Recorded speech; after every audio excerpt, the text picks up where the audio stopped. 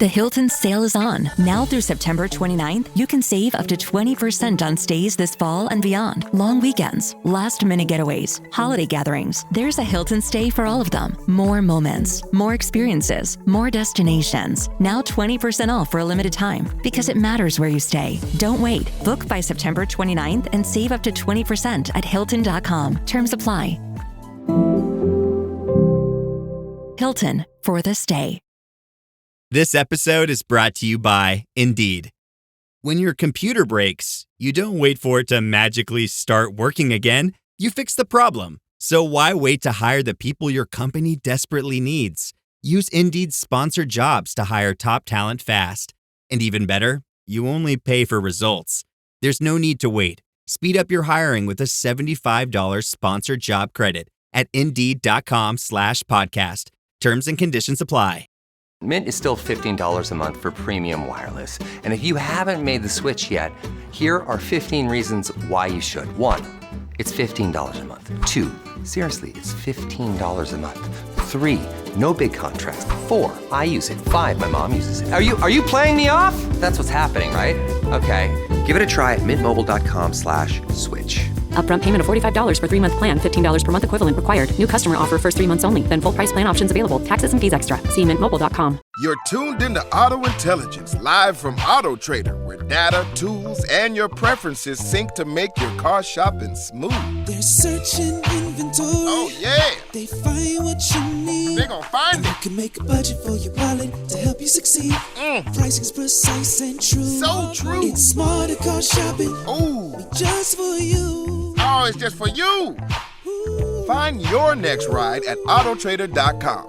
Powered by Auto Intelligence. Good morning. We are live on the Falcons Podcast. It is the Monday morning after a disastrous Atlanta Falcons trip to Charlotte to face the Carolina Panthers, where they, pun probably intended, where they laid an egg. Sorry, we're a couple minutes late. We're working on some technical issues. Nick is in hotel. He has made it to Denver as part of his move from Seattle, part of the way across the country as we try and get him closer to becoming a Southerner one day.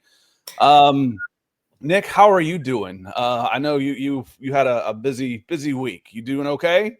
I am very tired, but I think the hard part is mostly over. I do have to find myself a freaking job. Job market is not good right now. I did move to Seattle without a job, and then 4 days after moving there, I got hired. So hoping that'll be the case. Maybe a little slower. I did have like an unbelievable amount of PTO occurred at my job because Washington, you get 3 months paternal leave. So I didn't use any vacation last year. And a lot of time during the pandemic, I was working winters and weekends because we had a smaller team. So I had a lot of comp time built up. So therefore I have a lot of PTO that I'm still using right now. Well, enjoy it. Find a job. Yeah, enjoy it. And then, take as much time as you want off, and then you can double dip a little bit. Yeah. So we go live every Monday, Wednesday, and now Tuesdays and Thursday evenings because we like having the conversation with y'all. And I know you have a lot to get off your chest. So we want to get to some of the folks, some of the things we're going to get into today. What happened? Besides the fact that we do use the term falconing as a verb, adjective, and noun in these parts, besides the standard falconing, what happened with this team yesterday? And Nick, this is, if it's not this, we've been doing this 5 years together now, and we haven't seen a winning season since we've been doing this. It's been 7-10, 7-10, 7-10, 8-9, and now 1-2. We haven't seen a winning season yet. This was arguably the worst performance. It might not have been the worst because the defense actually played pretty well. Mm-hmm. Overall, the defense played pretty well. So maybe not overall the worst performance, but to do almost a complete 180 from the week before against Minnesota. All the things that worked, you didn't do against the Minnesota Vikings. The special teams were crap. They go away from the running game. Where was Charlie Warner after 86%? You know how many percentile of snaps after they ran the ball down the throats of the Minnesota Vikings? Do you know what percentage of snaps Charlie Warner had yesterday? 16. 21%. 21%. He was 86% against the Vikings, 21%. Now, unless he was hurt, that's a coaching problem. And then they just didn't say much about it. That's a coaching problem. Personnel problem. The getting the ball in and getting the playoff at the buzzer every single time, that's bad. You get up to the line of scrimmage with 10 seconds left. You take a look around, and all of a sudden you're snapping the ball with 1 or 2 seconds left. That's bad. But we do want to say hello to some folks, so let you get some stuff off your chest. And we're going to hit our supers first because, well, they're super and they're supporting the show like this, so we'd be remiss not to take care of them first. I hope you understand. Evan comes in. He says, if this isn't a fireable offense, I don't know what is. I think this staff has made several in the last 2 to 3 years. Could be my confirmation bias because I think they should have been gone last year, but still, thanks for all you do. Evan, thanks for all you do for supporting the show. Now, this is just the 20th game.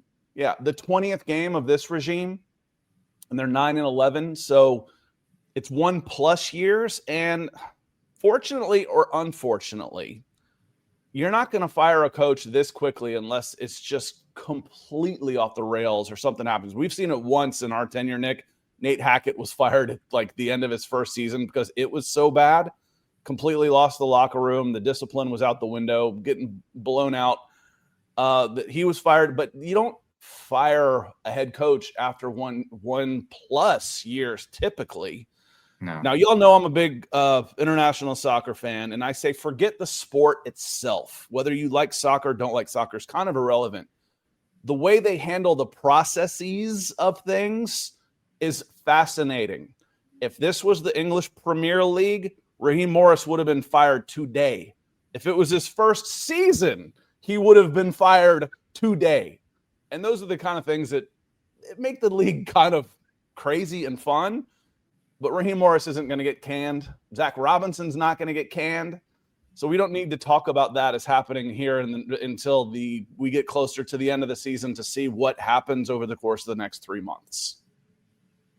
Yeah, no, it was horrific. I know that after that first game, I'm like, I'm not really buying, still not totally in on Raheem Morris, and got a little pushback from the chat. It was a close loss to the Buccaneers, who are now 3-0. But yeah, it just doesn't seem like this team has very much direction, identity. I did think the defense played admirably, but yeah, a horrific game, and probably the worst game I can remember, Scott, since I think it was a Thursday night game with Mariota in Carolina as well. That one was Panthers at Carolina. That one was at Panthers. Yakety sacks as well. Horrible. Yeah, that was the one where he fell on his back, and it turned into a meme of him trying to throw as he hit the ground, and he's like completely flat on his back. Yeah, and it's Penix had his worst game of the year, and again, just the same with Ritter, the same with Mariota. I'm not always going to say it was. I'm going to say it was bad quarterback play because there's some things in there where the players have to be comfortable in what they're doing too, and it's not always just that the quarterback was terrible. Everything around them could have been bad. That said, and I want to get to the next super here from Dwan, the offensive line didn't play poorly. He wasn't necessarily under pressure except when there was pressure being brought. And if they're going to bring 7 guys against 6 blockers, that's a quarterback wide receiver job to beat that. If I've got 5 guys blocking and they're blocking 5 guys and someone else gets pressure, that's on the quarterback. That's on the wide receivers to beat that blitz. That's not on the offensive line. I thought the offensive line played fairly well. Let's get to DeJuan here. DeJuan says, good morning, Scott. Near last in scoring. Yes, 31st. They are now 31st. Do you know where they are in total offense? In total offense, they are still 13th. So they are moving the ball between the 30s, missing field goals. Again, it's the Falcons. I mean, you get a guy on a practice squad goes 5 for 5. You sign him to a contract. He misses his first 2. Now, to be fair, they were 49 and 55. Those aren't gimmies, but you would like to have seen one of those go through.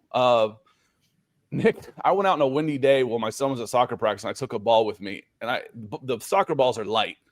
I couldn't kick it into the net from 20 yards out. Couldn't make it. The wind would get it, and it would just shear off. I couldn't do it in the air. I could roll it in. I turned around and went to the other side, and I turned into freaking David Beckham.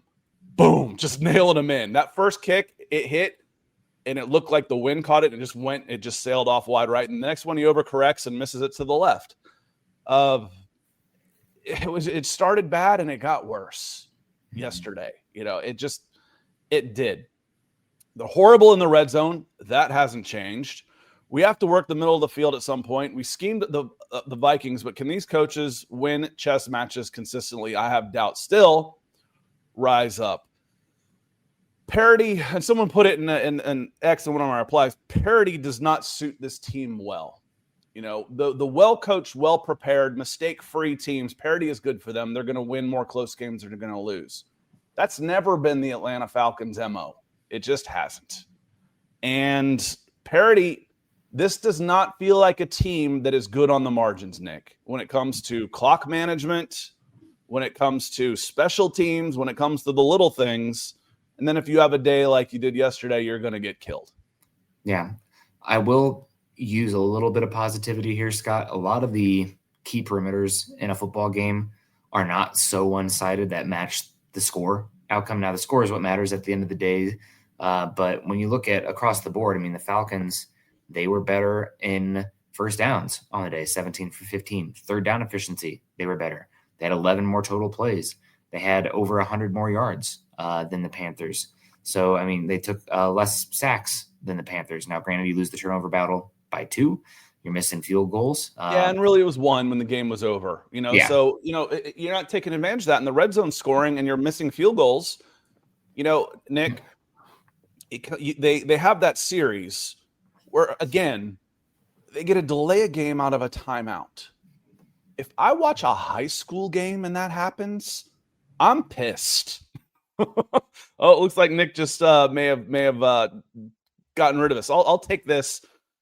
If I watch a high school game and a team gets a delay of game, even a false start or something, gets a penalty out of a timeout, I'm mad. Yeah. To see a team get a delay of game out of a timeout because you were about to get a delay of game, dude, that's inexcusable. It is inexcusable. Well, his headset went out. Was it out on the sidelines when you should have called the play and run out there and run it during the timeout? It's inexcusable. It is absolutely inexcusable. That is, I won't even say it's like it's sophomoric. It's Pop Warner level kind of things. Yeah. Like I said, Nick, if I saw a high school team do that, I would be pissed. I would say they are poorly coached at the high school level, let alone at the NFL. To see it twice? Come on, man. Yeah, not good enough. And I think, obviously, we're all piling on Raheem Morris right now, as we should be, understandably. But really, probably, I think you mentioned already, the worst game we've seen from Michael Penix. Now, the sample size is small, but something we talked about coming out when you drafted him, everything is the accuracy was a little hit or miss. And it hadn't really been the decision-making being so poor. Well, today, the accuracy was as bad as we've seen it, and the decision-making was definitely as bad as we've seen it, and it led to some, horrific turnovers and just outright open misses in the game, and that's a big loss. I mean, that's a big reason. So hopefully, we did see Kirk Cousins come in. Hopefully that's it. I did see that Penix is still a starter, protecting him, getting him out there, reeling in this one. We'll see what next week brings, but man, what a disheartening game considering what we saw week 1, and it is a week-to-week league. Small sample size. But he's probably not as good as we saw week 1, but also not as bad as we saw this week. No, and the thing is, Nick, there's a comfort level in here. Mm-hmm. Are you comfortable? Are you making the right reads? Are you standing in there? This play that I just put up there, this is the end zone look of the interception that basically ended the game. I had just posted out there. It's 10-0. Defense played valiantly considering the kind of position they put in. To finish my thought on that whole series and sequence with the delay of game, the Panthers fumbled the ensuing punt. And, that's the first turnover on the game. That's a turning point. And they couldn't take advantage of it, end up not going forward. I don't remember if that was the second missed field goal or not, but they came away with obviously 0 because they didn't score any points the whole game. So that's easy to remember. But here's a 4-man rush. Everybody's dropping in the zone. Off to the right side of the screen, there's 4 guys in the route, and Bijan out to the left side. Pitts is running an out route. London on the right side's in a dig, or in a little button hook. Now you've got this the back third cornerback on the left side where Michael Penix is looking, he's terrified right now. He's got two guys, one coming on a corner route, and that's Darnell Mooney out of the slot. And then you've got Ray coming on a dig. That ball should be out right now. I don't even care which one you pick. Pick one. The easy shot, that is as easy a throw as a left-handed quarterback's going to make to Ray McCloud right there. Now, you might say, okay, that I don't know if that's Derek Brown, but pushing. But if he even, just slides a quarter step to his right to even open up that passing lane or whatnot. But the very next frame, he throws the ball left to Bijan. Of the 5 options he's got, that was obviously the worst one, but to not check it, that's a rookie mistake. You can talk about that all you want. Oh, that's a mistake. You got to check. My bigger concern is, why isn't this ball coming out now to Ray on the dig route? That's what he's not seeing. And that's where he's not comfortable. That's where he's not comfortable in this offense, doesn't trust this offense, doesn't trust his eyes. And again, I'm not saying, this is all on Michael Penix, because he was uncomfortable the whole game. That's on coaching as well. And we've seen him be able to make these type of throws. So just wanted to highlight that was just the number one example of things that are just not working right now. That's an easy pitch and catch for him to Ray coming on that dig route, Nick. Yeah, not confident, not playing inspired football, and he should be hitting that back of his drop there and firing that one in there. So I don't know what's going on. I mean, sometimes it's just that day in the office. This has not been, obviously, it's still a small sample size, but an outlier game, all things considered. So we'll see what next week brings for him. I'd be willing to, kind of flush this one and not panic too much as far as the decision-making and some of the lack of confidence, I guess. The one that's a pattern right now is the accuracy and missing on throws when things are clean. I mean, the footwork, everything to me looks pretty good, and just outright missing. I think he was 64% coming in, I think. Yeah. And trying to force the ball maybe a little bit, because his targets, Darnell Mooney, in the first time he looked healthy, 4 catches on 11 targets. Yeah, I was just going to say that. Yeah. Yuck. And then Ray was 2 catches on 5 targets. So between 2 of those guys, that's 16 targets. That's half your throws. 6 catches. That's 38%. This episode is presented by State Farm. Having insurance isn't the same as having State Farm. It's like expecting the leadership of a team captain on the football field, but getting a sea captain. You wouldn't settle for just anything for your team. Shouldn't it be the same for your insurance? So don't settle for just any insurance when you can go with a leader. State Farm. Like a good neighbor, State Farm is there. As a scientist, I can tell you that Sundays are only 24 hours long. But with NFL Sunday Ticket and YouTube TV, you get every game every Sunday all in one place. That's upwards of 30 hours of NFL in one day. How can there be 30 hours in 24 hours, you ask? I have a theory. Magic. New users get NFL Sunday Ticket for 8 payments of $34.50 per month. Sign up at NFLSundayTicket.com. Local and national games on YouTube TV. NFL Sunday Ticket for out-of-market games excludes digital-only games and commercial use. Terms and embargoes apply. Availability varies. That's obviously not going to get it done. And Mike coming in, good to see you, Mike. Hope you're doing okay. He says the difference between Kirby Smart and Raheem Morris, the final drive, Kirby Smart would have been fighting to break the shutout. Morris didn't even try. It's embarrassing. He called a timeout with the clock running down. There's lots of differences between Kirby Smart and Raheem Morris. Now, I was thinking about this the last 24-ish hours, however, since the game ended. And, Raheem Morris is an everything is awesome type of coach.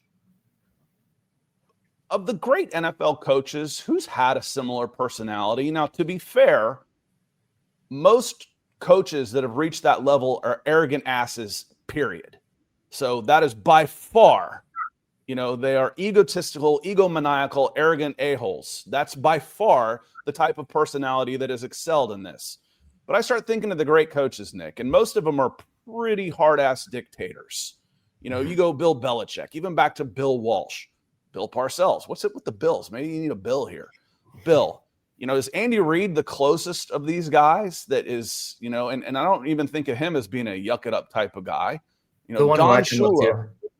in the chat, somebody already got it, but I immediately think of Pete Carroll. Chomp on Pete Carroll, okay, yeah, he's had a lot of success. That's a great example. Thank you. Great example. So let me highlight that because I was like, I'm not thinking of him, but Earl, great example. Pete Carroll is one of those guys, and he has done. And Pete's been successful at both levels. He was obviously successful at USC, and he was successful up at Seattle as well. Great shout, Earl. So, and again, there aren't that many of those guys. They end up being coordinators. They end up being position coaches. Your hype man. I just don't know. You saw him yesterday. He was stern faced. He was upset about it and kind of snapping at the press. And I thought the question, the way Josh Kendall worded it, was interesting. Will you give Kirk Cousins a chance to compete for the starting position? No. Okay. I mean, we know that. But, and I'm not saying, don't get me wrong, I'm not going away from Michael Penix. I've said this, all their eggs, no pun intended on this one, are in the Michael Penix basket. That happened last year when they benched Kirk Cousins. But shouldn't you at least give the idea that every position there's competition every week for every position and nothing is written in stone? I don't know. Am I crazy on that?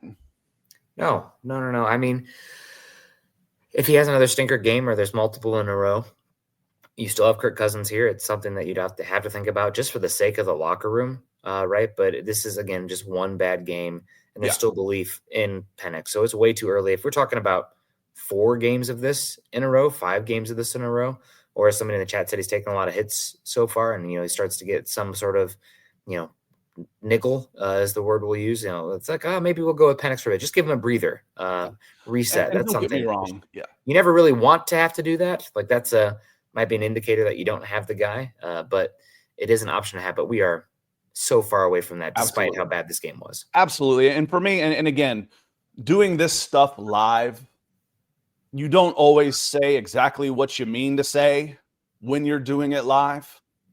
So let me elaborate then. For Raheem Morris, Michael Penix is our quarterback. We have all the confidence in the world for him. He is our starter. He is the franchise. Kirk Cousins is the backup. Okay, I get it. So it's just again, doing things live will give the benefit of the doubt. And I'm sure today he'll elaborate on that if someone asks him to, and he'll say something closer to that, a little bit more diplomatic instead of the heat of the moment. So I'm not going to overreact to that, but it did come out and it didn't sound great. And speaking of not sounding great, Lance is coming in with a super chat. Thank you, Lance. He says, Morris said we hit an all-time low post-game. It's week 3. He's in 20 games. The remark didn't inspire confidence. Didn't like Penix benching either. He's a young quarterback. Play through it. And there's a lot not to like. And again, you're biased by what just happened because you're already in a bad mood. So anything that he's going to say, you're probably not going to like. No. But the answer of, we want to keep him out of harm's way, I'm tired of watching him protect these guys in the preseason. Keep them out of harm's way. Let's put some of these guys in harm's way. Maybe they'll react better when someone is trying to do them harm. Mm-hmm. Didn't like that quote, Nick. Didn't like it. No, I get it. Trying to protect him all the same. And he's probably pretty fragile coming out of this game. So we'll see. I'm willing, as critical as I was, last week and even the week 1 game where not too high, not too low. Try to be as even keel as possible. I'm willing to give them somewhat of a pass on this game just for how ugly it was, but not compared to the overall sample.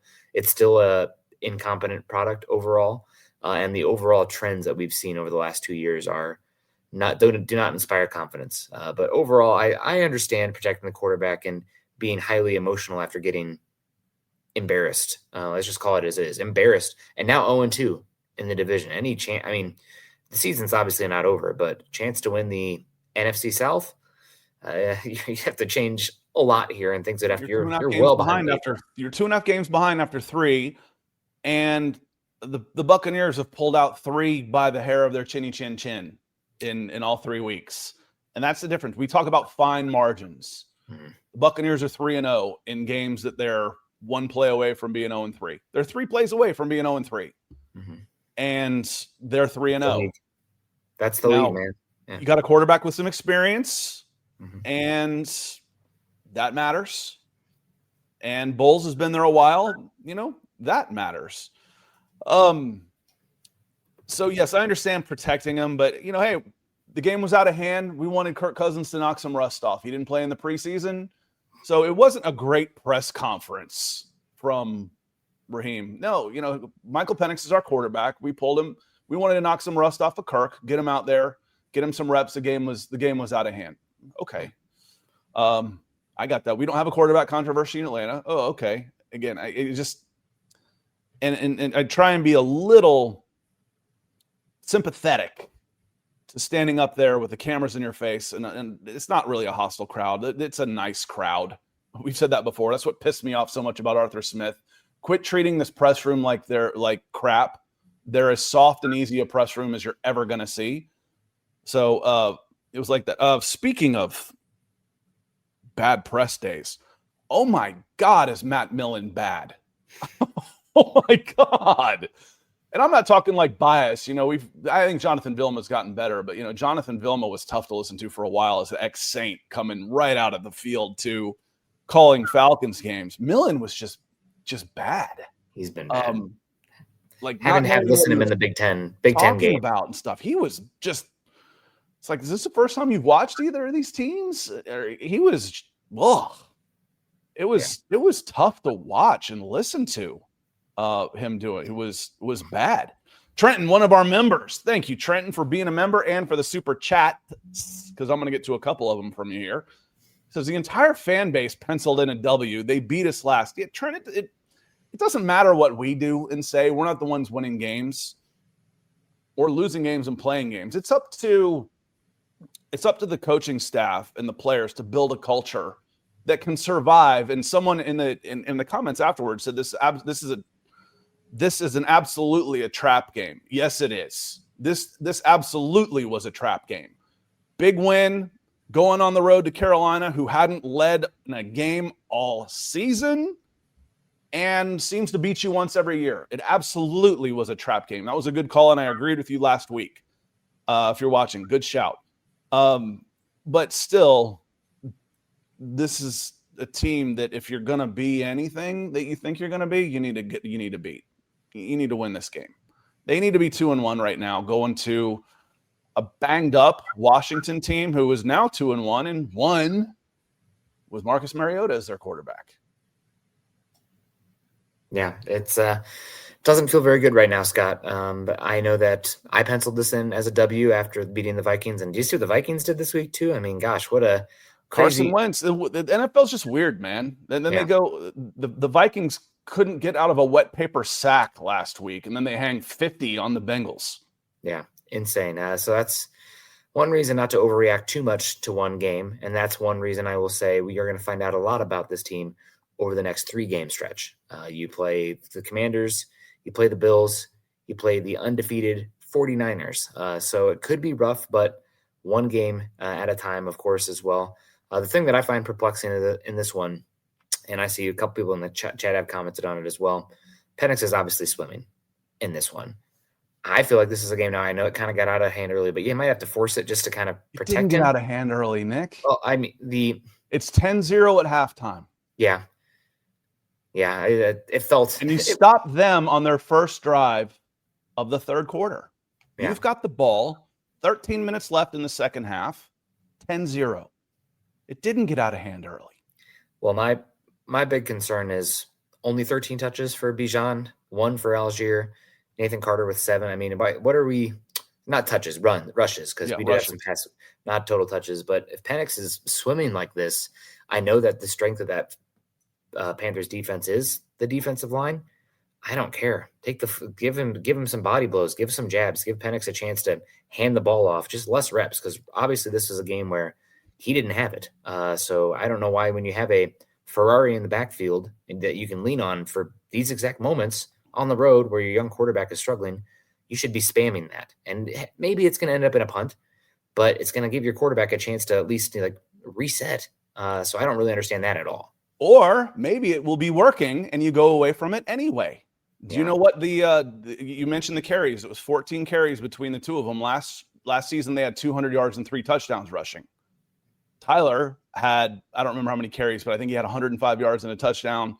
And then I think Bijan had 95 yards and 2 touchdowns. Tyler Algier had 1 carry. He had 1 carry.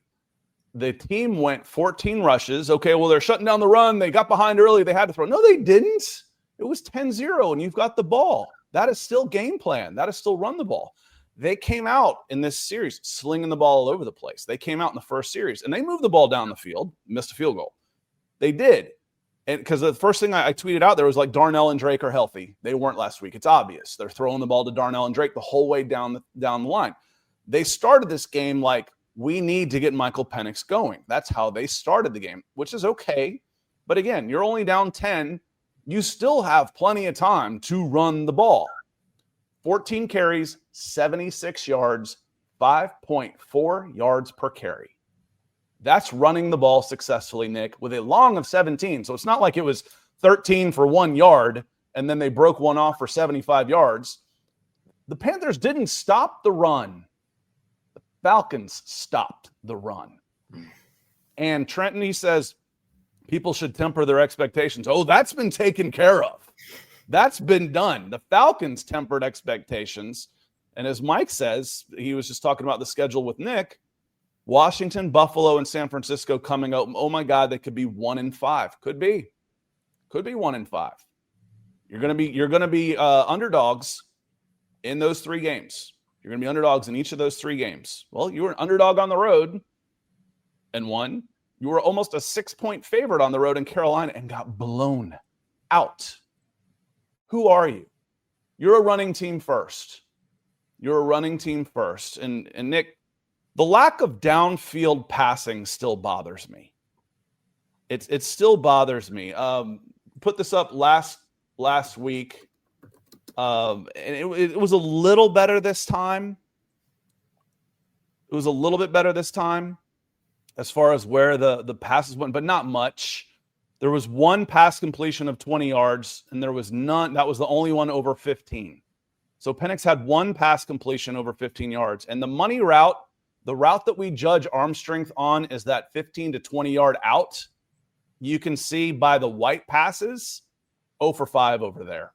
4 on the right side. It was probably Mooney over there because he couldn't hit Mooney for nothing.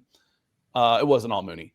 And then 1 to the left side, 0 for 5 on those passes that should be your money routes with a howitzer type of arm. Everything else, let's see, 1, 2, 3, 4 completions that went past 10 yards. And one of those was the final play of the game, was that little seam route that ended the half. Ended the half on that one. That was it. They're not pushing the ball downfield at all with a guy whose biggest weapon is pushing the ball downfield. Yeah. It's something we talked about with this team a bit too, Scott. I don't know if you have a true burner. Now Mooney can be that guy, but he's been missing it. I would like some schemed up shots maybe to Kyle Pitts down the field. Just let your guys who are the above the rim basketball players get them some shots. You know, it can be max protection. Yeah. Underthrow them. Yeah. Yeah. Just give them a chance in that as well. But yeah, not good enough in this one. They're going to be sent back to the drawing board after getting outright embarrassed. But the big one for me is just the run game was efficient on this one. I mean, just the overall stats for the rushing, 5.7 yards per attempt, and you walk out with 23 rush attempts, 131 yards. With how bad Penix was playing, you should have had at least 35 rushes. Yeah. So, I mean, I know that the interceptions and everything and just the offense being leaving points on the field with missed field goals, et cetera, is hard. But it felt like pretty early on, Penix does not have it. What can we do to make this easier for him? Right. And they just didn't hit that button. When you have Bijan freaking Robinson, I don't understand that.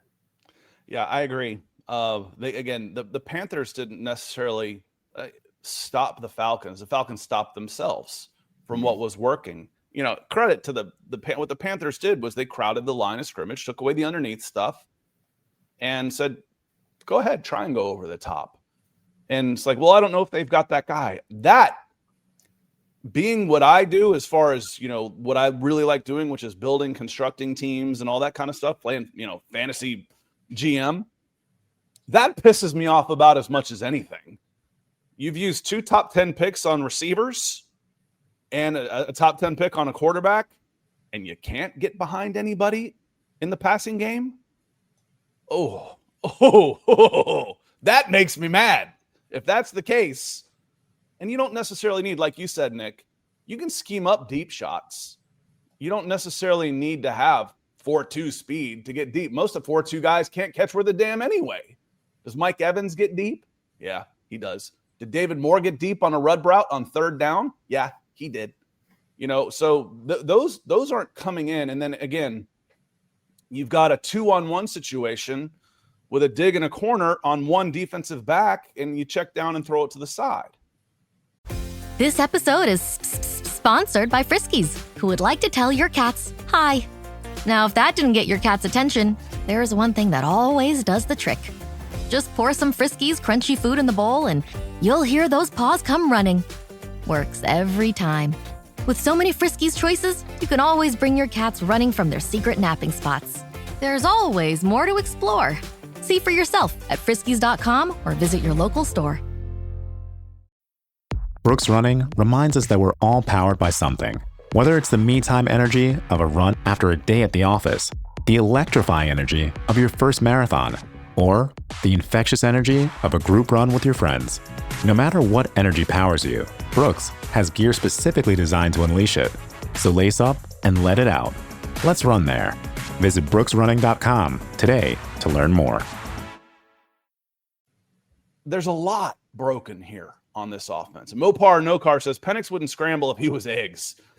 I understand some of that. When you lose 4 years to 4 different injuries, his meal ticket is his left arm, but it's got to be better. He's got to get better at reading the defenses, and that comes with time with the receivers and the offensive coordinator. Again, I'm not blaming this. Oh, this is all Michael Penix. He's no good. No. There's lots of dirty hands in that game yesterday for sure. And thank you for the super chat, my friend. Trenton coming in again. He says, I posted we'd be 1-7 a month and a half ago. Maybe not. I would be to lose. What would that be in 6 straight? 8 games, you were 1-1. To lose 6 straight is highly improbable. But 10-7 looks like a pipe dream right now. I'll tell you that, Nick. Yeah, and also that first round pick is looking like it could be pretty high that the Rams are having. Now, one thing Falcons fans can feel good about, this looks like to be a pretty underwhelming NFL draft class coming up this year at the top. It's not going to be that 2021 class that was laden with superstars. It looks pretty darn lean at the top. So if that makes you feel any better, good. And Pierce looks good. And I did want to actually shift Scott to the defense overall. I thought there was some highlights in this one. On the defense, still all the same. I did think, Pierce still flashed the defense, their ability to clamp down the run in this one against what I think is a pretty darn good Panthers offensive line. And I thought that Alford played admirably in this one. I know that we're kind of, tough on D out there, but I thought, considering the circumstances, I wanted to give him just a small shout out because a lot of times you like to bury him, and I don't want to, just do that. I don't want to be that person. So shout out to D Alford. He played okay. Game. Yeah. Okay game. No, okay the defense wasn't why this game was lost by any stretch of the imagination. No. Now, we went through last week, and again, if I'm critical, I want to watch and then not just, be a hater. And for week 1, the special teams were god awful. F. Week 2, I gave them an A. They were an A. The return game, the coverage, 5 for 5 on kicks. Bradley Pinion did well. Yesterday, special teams was an F again. It was an F. I have to look it up. Garrett Chapman, it was in the story we did, where the Falcons started the ball after every every possession was under the 25-yard line. You know, that's unheard of this day and age. About the average starting position is about the 35 off kickoffs now. Falcons were giving up, there's 60 yards that are just poof, gone. You had a 115-yard difference in total yards. We lost it all in special teams. You lost it all in special teams. And only the Falcons could watch a touchback and have that called back because of a false start and give the guy a second chance and pin him at the 10. Oh, we got a 5-yard penalty. Let's give him another chance. And you didn't have a choice. I was listening to the game at the time, and they didn't get that right on the radio. They're like, no, you take this penalty. Well, you didn't have a choice. You're not allowed to take that penalty. Millen screwed it up too, to be fair. You take this penalty. Well, you decline this penalty and take the touchback. You can't. It was a false start. It's dead ball. Mm-hmm. And Rusty, I'm sorry, dude. He says, I spent almost $400 to attend that monstrosity yesterday, and y'all wonder why I'm so pessimistic. No, we don't. I don't wonder at all. For real, this coaching staff ain't it. Fire everyone. And Rusty, it's not going to happen this week, but if it continues the way it did yesterday, they won't be here next year. They won't be. And I'm not calling for anybody's heads yet because I know it's not going to happen. Yeah. And if they turn it around, they still have a chance. They still are going to get the opportunity to turn it around. Like I said, if this was Chelsea, this was my team, they would have fired the coach today. That's the way soccer works. Managers are replaceable at the snap of a finger. Mm-hmm. But right now, this is the track that you are on, Rusty, is a game like that, 1-2, you're looking at another losing season, and you've underachieved again from preseason expectations. That is the track that they're on. It is now a downward pointing arrow after what looked so promising last week. And we knew the Minnesota Vikings weren't 100%. We knew that. But you went in and dominated them in ways that we don't normally see teams dominate. And then you get away from it. Run the ball, man. Run it until you can't run it. Yeah, I mean, make your field goals. And make your field goals, Nick. Special teams. Yeah. It's frustrating. I mean, I know last week you didn't want to hear from me saying Romo went 5 for 5, but man, you just weren't giving him any credit. I wasn't talking about anointing him as I didn't feel like you were given enough credit for that day. Yeah, I wasn't talking about moving forward. Yeah, that that was an amazing performance for what he did. Now, as you said, let's do it again. Yeah, and some of the kicks were getting better and better as the game went on, but they were margins. The first two, and they were makeable kicks. It was all about pressure. They were all 30 to 40 yarders or under 45 yarders, and then he comes out there in a 49 yarder into the wind, and then a 55 yarder into the wind, and you could see the ball moving on him. Yeah, it's just the difference in this game and the last game was they ran the ball, played good defense, and played good special teams. This week, they didn't run the ball, played crap special teams. Well, and that was pretty much it. But my point, Scott, was I'm not out on Romo either. But no, I'm not either. Critical last week just because, the first 2 field goals, I was waiting to watch the refs to see if it actually went in or not. This one, not great, but he had a bad game. Wind was bad. It's kickers. When you're getting beat 30-0, even though your kicker missed multiple field goals, he's down the list of issues in the game, especially with the weather being the way it is. And I come back to the main point here from earlier, Scott. This is a bad game, 30-0. There's not a lot of good to come out of this one. I'm having a hard time even plucking too much other than the run game, where I feel good about the game. I thought the offensive line was okay in this one too, but it is just one game, and you find out a lot about the mental toughness of the players, how much the coaching staff has the ear of these players early on, because if a team doesn't believe in itself and you're getting beat like this, you come out next week and you get clobbered.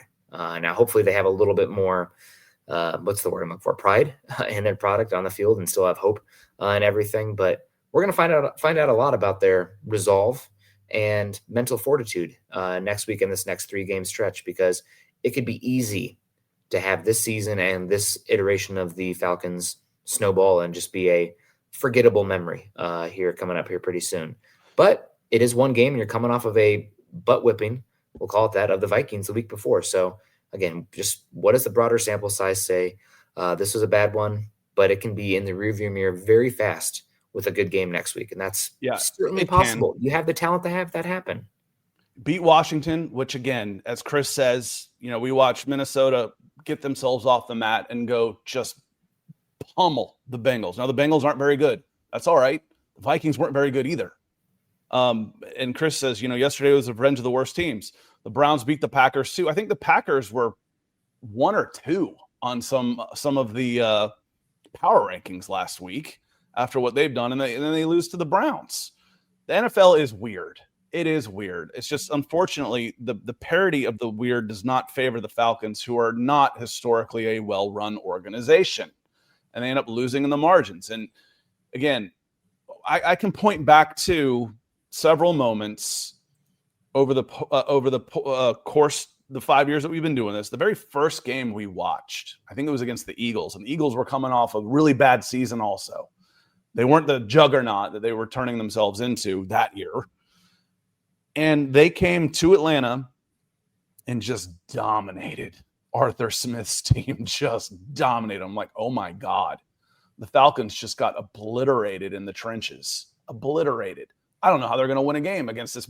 They got pummeled by this bad Philadelphia Eagles team. Well, they scraped together 7 wins out of the next 16 games. Not great. See the Falcons go 6-3. Huge win over the Buccaneers. They got this thing wrapped up and then just turn around and lay an egg again.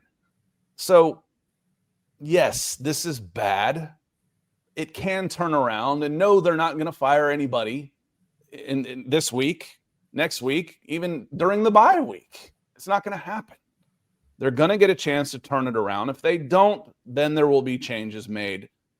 But right now, it certainly does not look promising. Trent says you can't replace all pros with rookies and expect more wins. Be real. Like who? Grady Jarrett wasn't playing like an all-pro. Who am I forgetting then? Justin Simmons.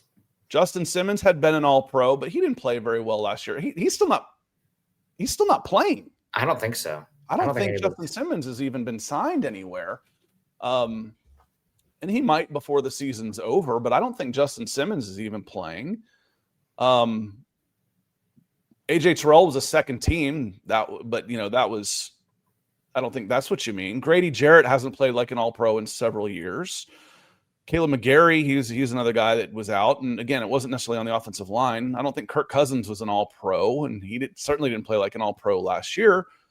But Trenton, I think it was fair to expect more wins this year than last year. Not expect might not be the right word, but and you still can. Again, it's 3 games. Season's not over.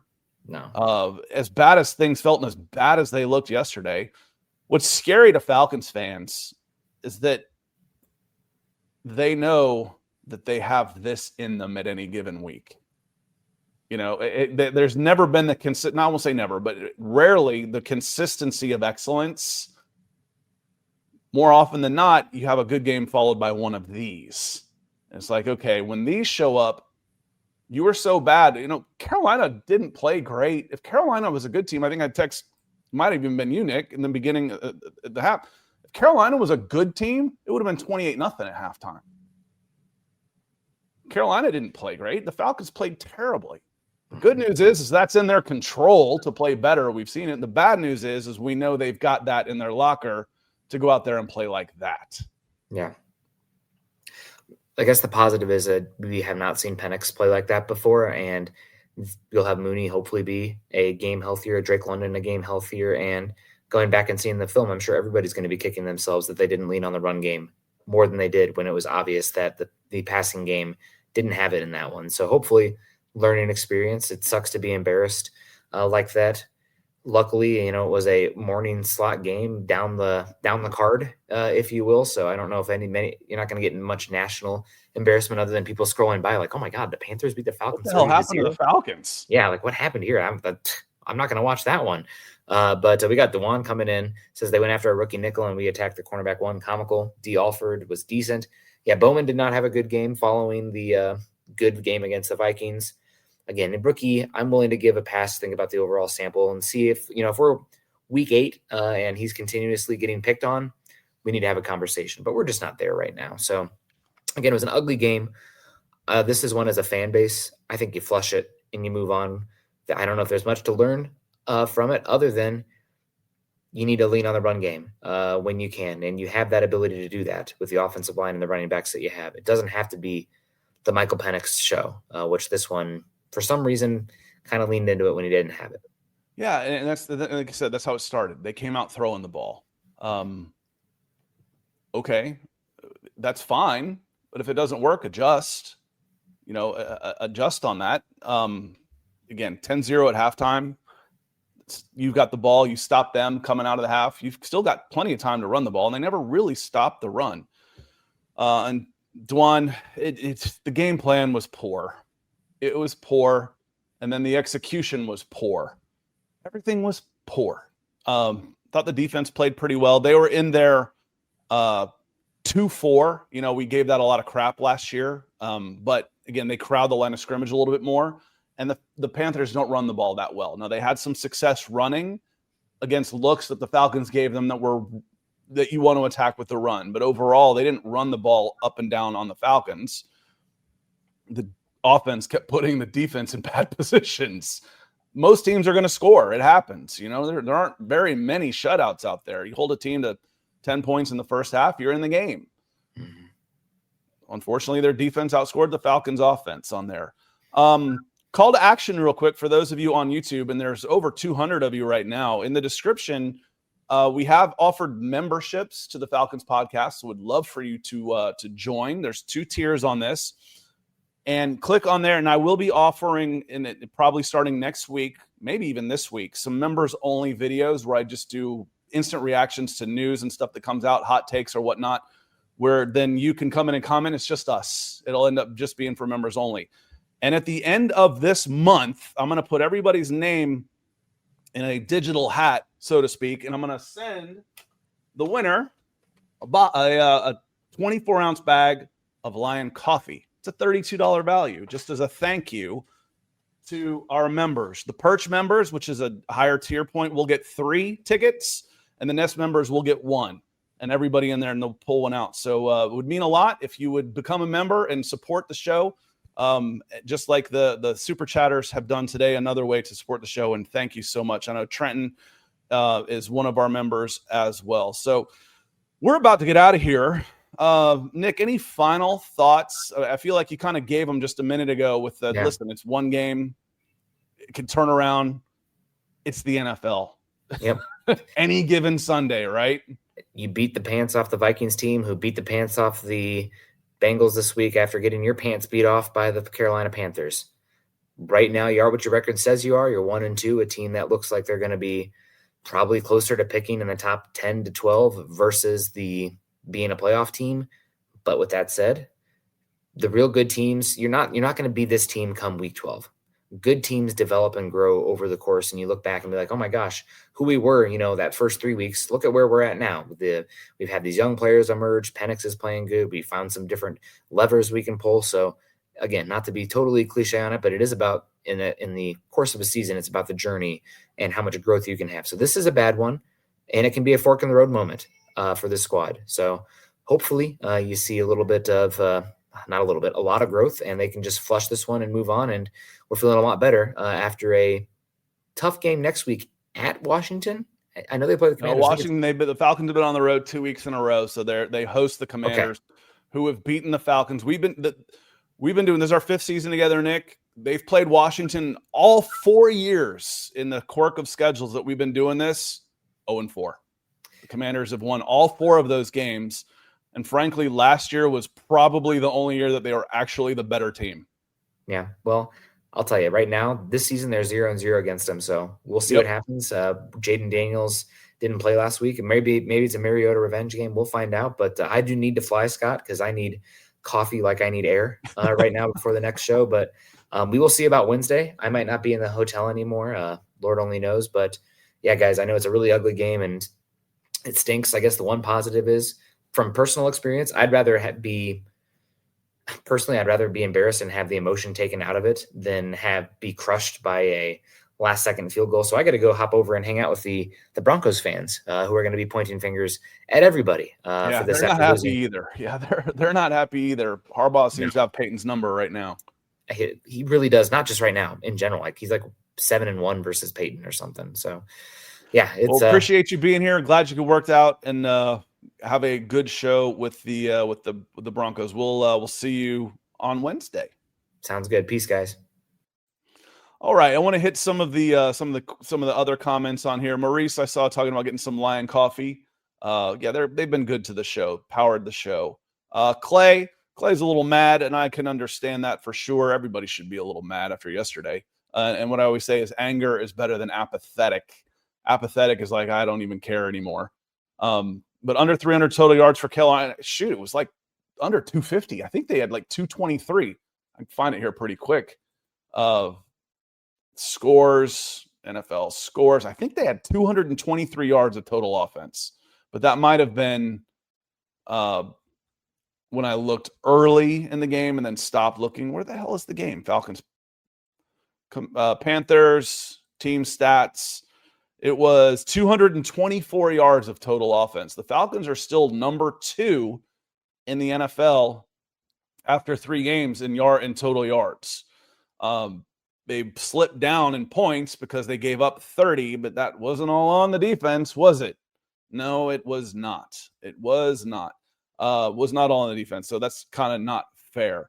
But I thought they did. I thought the defense was good, and my assumption that they would kind of pick up where they left off last season for this offense, well, that's made an ass out of me for sure. I don't know about you, as far as the assume part of that goes, because the offense has regressed in a big way. And for all of the resources that are pumped into this offense to be that bad it's going to cost some people their jobs if it doesn't get going. Typically, a head coach can sacrifice his coordinators one time, but usually you have to do it at the same time. You don't get 2 years where I do one coordinator 1 year and one coordinator the next, and 2 years that I've been bad. But Zach's got to get it together. And we've said before at the beginning of the season, this will probably be Zach Robinson's last year in Atlanta. One way or the other, 2 years is about as long as an offensive coordinator lasts, because either if they're good, they get hired away for a head coach somewhere. If they're bad, they get fired in their second year. So I don't think you'll have to worry about seeing Zach Robinson next year regardless. But as far as, Jimmy, good to see you, Jimmy, over on Facebook. He says the defense was gas. They played solid. Yeah, the defense was good. They drove down on their first drive and got 7 after a missed field goal. Okay, again, other teams score points. It happens. But then they only got 3 after that for the rest of the half. And then they got a huge stop coming out of halftime. And I posted, we're about to find out what this team's made of, down 10-0, playing like crap, and coming out at half. 2 plays later, it was 17-0. It was pretty bad. Raheem said, Jimmy again, he says, Raheem said it perfectly. We just got out-coached, outplayed. It was out everything. It was poor. It was poor. Shane, let me see what you had to say. So we had Alfred in half the game against the Vikings. The difference is if you're playing from behind, you can't send the defense out and spread 4-man, 2-4 fronts playing from behind.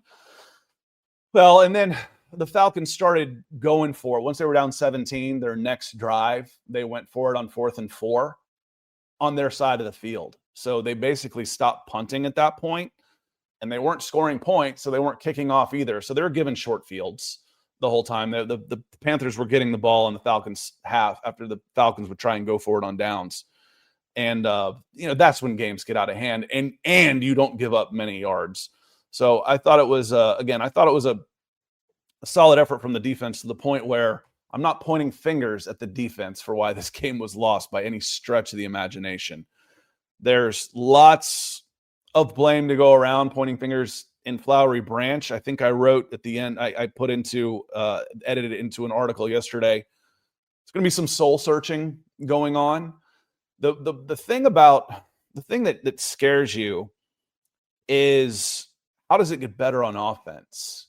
Last year you could see how bad the defense was playing overall. And there were some, even when the Falcons were 6-3, there were some scary indicators from that defense. 10 sacks in 11 games, no pressure whatsoever. A good quarterback's going to kill you. There were some scary indicators, but Raheem Morris has made a living as a defensive coordinator. Now, you can argue how good or bad, but there was an internal, if not fix, at least option. Where is that right now in Atlanta? This is Zach Robinson's offense. If Zach Robinson doesn't get it right, can they get it right? That's concerning to me for sure on there. Slim Robinson says, good luck versus my Bills. That's coming up, Slim. Good to see you. Hope you are doing well. Appreciate you stopping in. Is that one? Where is that game? It's versus Bills. So your host, the next two games are at home. Commanders on 9/28 and Bills. There's a break in there. So Commanders, break, Bills. No chance that anything, I won't say no chance. 1%, 1/10 of 1% chance there's any major moves during the break, no matter what happens this weekend. What I'm hoping is, and I said this last week, again, this isn't inside information. This is just looking at the schedule and watching a skill player grab the back of his leg, that AJ Terrell will probably miss this game too, because then you've got another break off to get him fully healthy. So that's when I'm hoping that AJ Terrell comes back 100% and they don't push him in this game against the Commanders. I'd rather him not play and lose than play and aggravate this thing and get those voodoo hamstrings that can linger and show up like show up like a bad party guest. I can use other kind of worse terms to do that, but I don't want to. And hopefully he's back full strength. Maybe Storm Norton comes back pretty soon after that. I think he's got to be out 4 games. Storm Norton comes back, adds a little more depth to the offensive line. And then just with some time, Penix hasn't thrown to Mooney much live at all. This is probably the first game. What was he? 4 catches on 11 targets. Move that up to 8 catches on 11 targets, and all of a sudden some of those third downs are being converted. That will come with time. Penix has to get more comfortable out there. Hopefully that comes with time. He's got to get more comfortable with his receivers. Hopefully that comes with time. Those are the kind of things you are looking at. On that note, Shane says, how many first-rounders do you need on one team to be a good team? Either those are wasted first-round picks and the GM is terrible, or the coach is not putting him in position to succeed. And the GM got the benefit of the doubt after the first time when Arthur Smith was fired. He will not get the benefit of the doubt a second time. And if this goes down the drain, I think they clean house after this year. But there are a lot of first-round picks. And not just first-round picks, there are a lot of high first-round picks. You know, as far as, he got Drake London and Bijan Robinson. Yeah, you're not supposed to be drafting in the top 10 every single year. You know, getting a good player in the top 10 does not impress me. So you're not supposed to be there. 5 years of not having a winning season, that would be the end of my general manager. No matter what you think of Terry, it's a results business. If you think it's not all his fault or none of it's his fault, it's a results business. And I think there would be changes after 5 straight years of a losing season. But we'll see. We will see. There is still plenty of time for this to turn around, get back to the basics. You've got a defense. You've got a running game. Those are 2 of the hardest things to come. Those should win you games. Now, the special teams cannot be horrible. They were cheeks again yesterday. That has to get better. And I don't know how much that's going to get better either. So those are the big concerns. My big concerns is, can Zach Robinson fix this? Because he's the only option you got. And the special teams are still horrible. Those are my 2 big concerns. On that note, I am going to get out of here. JB says, I'm tired. I get it. I do. It was a bad sporting weekend for sure on that one. On that note, I'm going to get out of here. Keith says his heart was broken. Well, maybe they can mend it this week. Getting a win. We'll see if Jaden Daniels plays. It's looking like they are leaning towards playing Jaden Daniels, but Marcus Mariota coming back to the Dome sure would be fun. That would be an interesting storyline for sure. It would be fun.